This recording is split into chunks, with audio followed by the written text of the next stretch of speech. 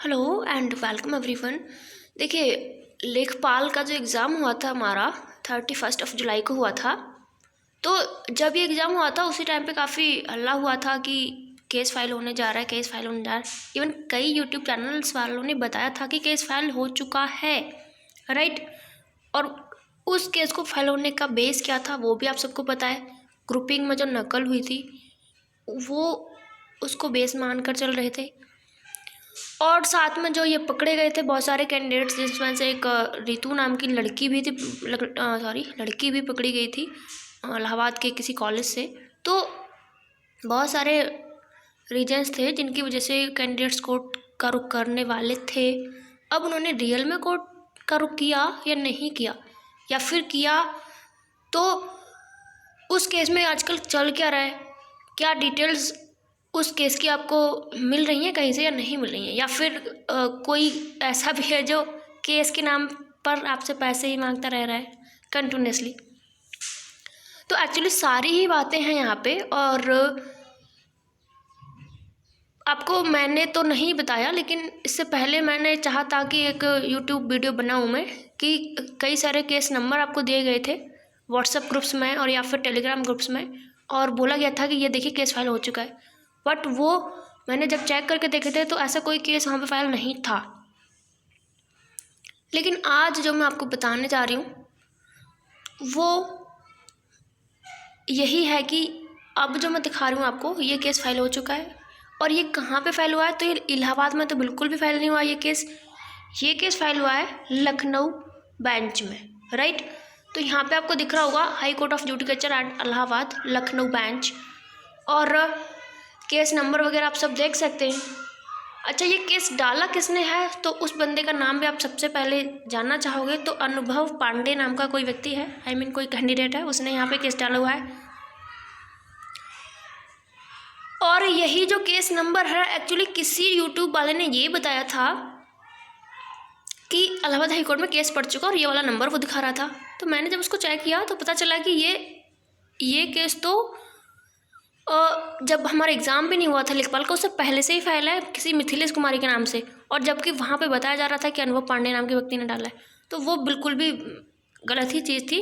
आधी चीज़ जानकारी देकर यूट्यूबर चले जाते हैं। तो अब यहाँ पे आप देखिए, जो अनुभव पांडे ने केस डाला है वो लखनऊ लखनऊ बेंच में डाला है। और जो केस फाइलिंग डेट है वो तो आपको यहाँ पे दिखेगी, फाइलिंग डेट भी आपको दिखेगी, यहाँ पे दिख रही होगी ऊपर 20/10/2022, यानी कि 20 अक्टूबर को केस फाइल हुआ है। और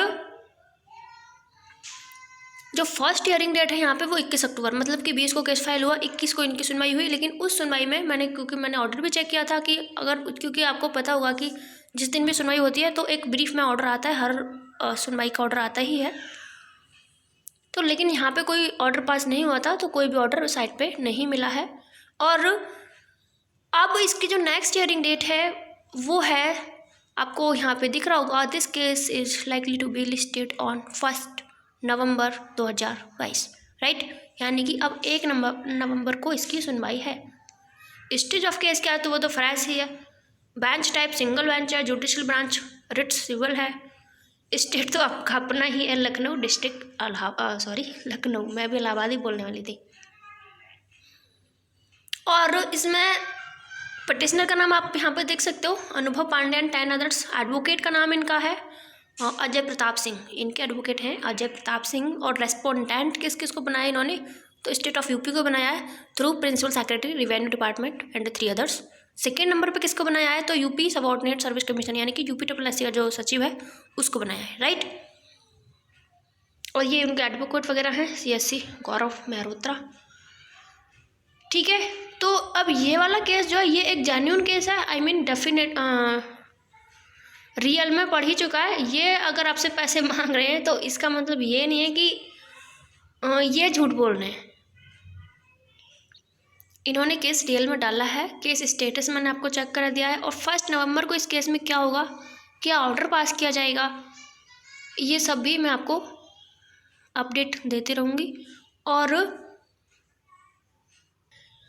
करना कुछ नहीं होता है इसमें। आपको अगर किसी भी केस का स्टेटस चेक करना है या उस केस में क्या क्या ऑर्डर्स पास हुए हैं उनको चेक करना है तो आपको एससी की वेबसाइट पे जाके केस नंबर डाल देना है, केस का टाइप डाल देना है, केस ईयर डाल देना है, बाकी कुछ नहीं करना, सब आपके सामने ओपन होके आ जाता है।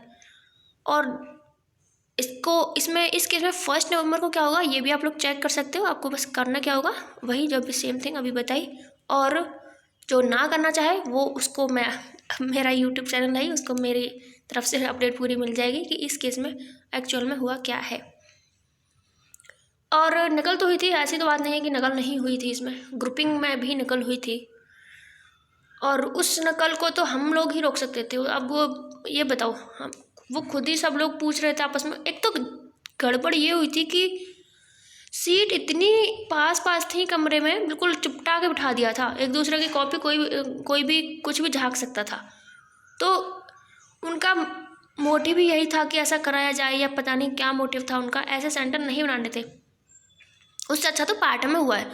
पैट में मेरा सेंटर रामपुर था और रामपुर में बहुत ही कॉलेज में मतलब सारी व्यवस्था जो थी अच्छी थी, जबकि जो मेरा आगरा में पेपर हुआ था वहाँ तो ना सीट प्रॉपर थी, इवन जो इन्विजिलेटर्स थे उनके लिए भी सीट नहीं थी बैठने के लिए, और इतनी पास पास सीट पड़ी हुई थी। तो बातें तो होनी ही थी वहाँ को, कब तक रोकते वो इन्विजिलेटर्स।